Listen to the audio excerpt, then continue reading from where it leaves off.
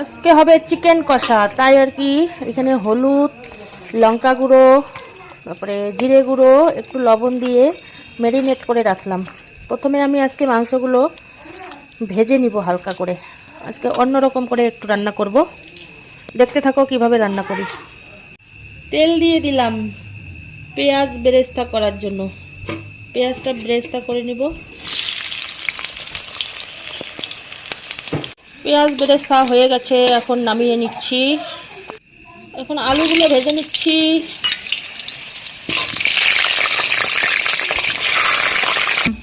আজকে চিকেনটা আলাদা করে একটু রান্না করব, মানে প্রতিদিন যেরকম করে করি আর কি চিকেন সাধারণত সেরকম করে করবো না, আজকে একটু অন্য মডেলের করবো আর কি। তাই আর কি তোমাদের কাছে শেয়ার করবো, এই জন্য আর কি ভিডিও করছি।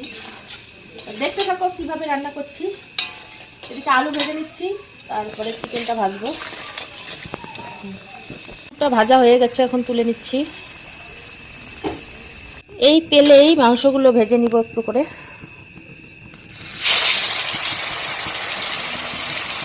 এতগুলো মাংস একবারে ভাজবো না, অর্ধেক অর্ধেক করে ভাজবো। চিকেনটা হালকা ভাজা হয়ে গেছে, এখন নামিয়ে নিব। হালকা করে ভেজে নিলাম, এখন নামিয়ে নিব। ফোড়ন দিচ্ছি, শুকনো লঙ্কা, দারচিনি, এলাচ, তারপরে একটু লং ফোড়ন দিয়ে দিলাম।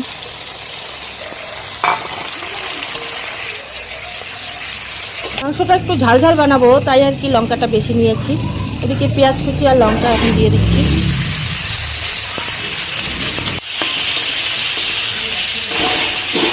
পেঁয়াজটা ভাজা ভাজা হয়ে গেছে, এখন এখানে আদা, রসুন, একটু দারচিনি আর একটু এলাচ এখানে আছে, এখন এটা দিয়ে দিব।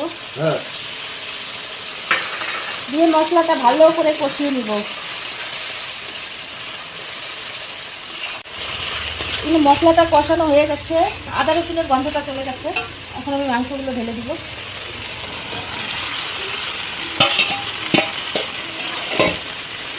ভালোভাবে পানি না দিয়েই কষাবো, পানি দিব না আর বেশি। পানি এক ফোঁটাও দেই নাই, তাও আর কি পানি বেরোচ্ছে মাংসের থেকে।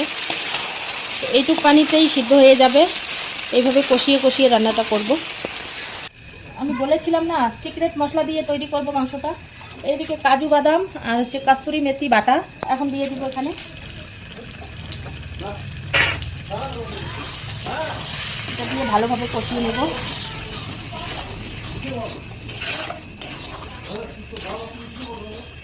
কষানো একদম হয়ে গেছে, এখন এই যে বেরেস্তাগুলো দিয়ে দিব। বেরেস্তা দিয়ে আর একটু কষিয়ে হালকা একটু পানি